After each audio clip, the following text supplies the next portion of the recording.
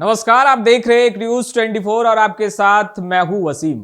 बिहार में शराबबंदी कानून को लेकर लगातार सवालों के बौछार बीजेपी करते नजर आ रही है और आपको तो पता ही है, जहरीली शराब से जिस तरीके से मौतें हो रही हैं, नीतीश कुमार भी अब शराबबंदी पर चुप्पी तोड़ते हुए विपक्ष को यह कहते नजर आ रहे हैं, जो पिएगा वो मरेगा।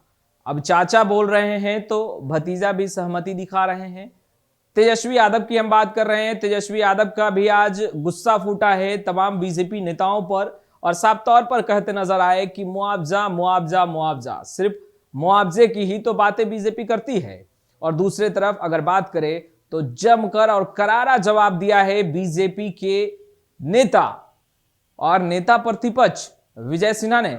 कहा है कि मुख्यमंत्री नीतीश कुमार को माफी मांगना होगा, साथ ही साथ उन तमाम परिजनों के साथ खड़े होना पड़ेगा जिन्होंने अपने घर का मुखिया खोया है, जिन्होंने अपने घर का एक मुख्य सदस्य खोया है, जिनके पिलर गिरे हैं, उनके साथ तो कम से कम संवेदनाएं रखनी ही चाहिए। सबसे पहले आप विजय सिन्हा को सुनिए। इनके अहंकार का भेंट चढ़ गया।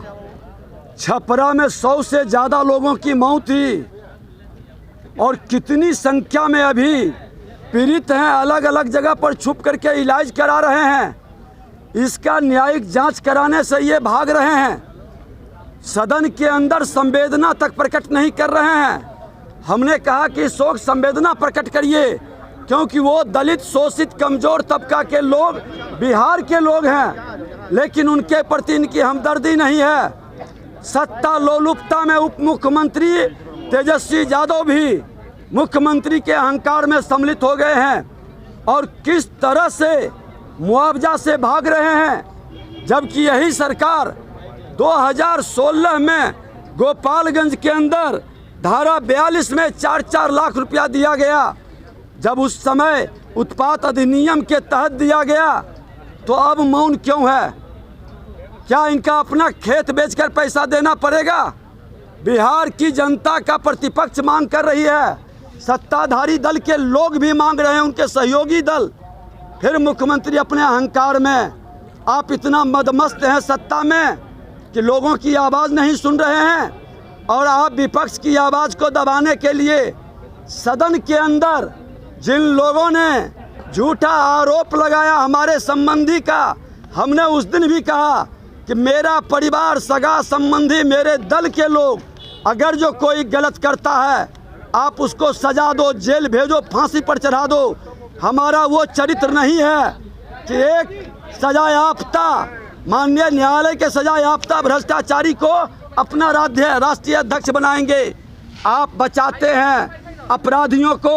आज हत्या, अपहरण, लूट, बलात्कार के मामले में पीरपैती में आज जिस तरह से घटना घटित हुआ है, प्राइवेट पार्ट तक काटा गया, आप उसको भी न्याय नहीं दे पा रहे हैं। सदन में चर्चा नहीं कराना चाहते हैं, विमर्श नहीं करना चाहते हैं। हम लोगों ने और सभी लोगों पर आज जिस तरह से हर मामले में सरकार फेल है और इतनी बड़ी घटना जिसको पूरा देश निंदा कर रहा है, सदन में विमर्श होनी चाहिए, लेकिन आप भाग रहे हैं। आपकी नीयत में खोट है और आप अपराधियों को बचाना चाहते हैं, शराब माफियाओं को संरक्षित कर रहे हैं। जब तक आप इन लोगों को न्याय नहीं दीजिएगा, मुआवजा नहीं दीजिएगा और सदन में विधायिका को जो आपने अपमानित किया है क्षमा नहीं मांगिएगा, तब तक आप इस पद के अधिकारी नहीं हैं। और आप तो ऐसे भी, आप पलटू राम, कुर्सी कुमार, आपकी विश्वसनीयता, इकबाल खत्म हो गया।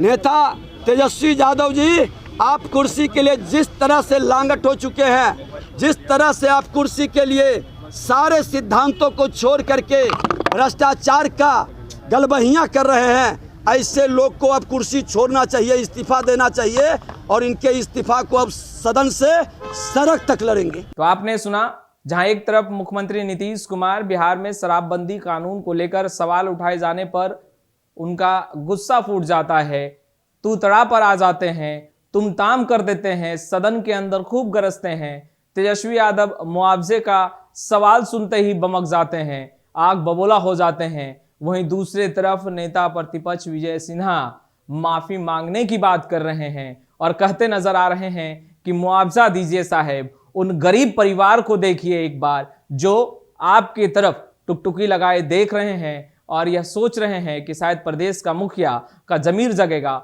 और कुछ मदद करेंगे। खैर, अब शराबबंदी कितनी सफल है, कितनी असफल है, आप भी जानते हैं और हम तमाम तस्वीरें आप तक लगातार पहुंचा रहे हैं। तो अब तक आपने हमारे चैनल को सब्सक्राइब नहीं किया है तो तुरंत सब्सक्राइब कर ले, साथ ही साथ हमारे फेसबुक पेज को भी लाइक कर ले, ताकि तमाम छोटी बड़ी खबरों से लगातार हम आपको अपडेट रख सके। आपका बहुत बहुत शुक्रिया।